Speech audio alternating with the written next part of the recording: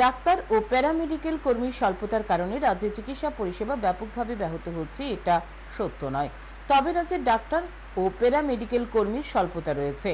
মঙ্গলবার বিধানসভায় বিধায়ক দীপঙ্কর সেনের উত্থাপিত এক প্রশ্নের জবাব দিতে গিয়ে এই কথা বলেন মুখ্যমন্ত্রী ডক্টর মানিক সাহা। তিনি আরও জানান, ডাক্তার ও প্যারামেডিক্যাল কর্মী স্বল্পতা দূরীকরণের লক্ষ্যে দপ্তরের পক্ষ থেকে প্রশাসনিক প্রক্রিয়া জারি রয়েছে।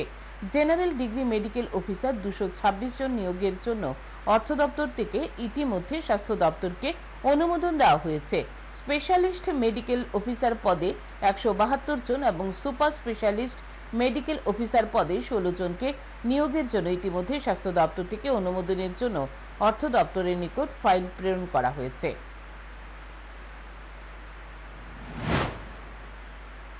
GDM অর্থাৎ general degree medical officer in grade 4 of Tripura health services 226টি পদে নিয়োগের জন্য অর্থ দপ্তরের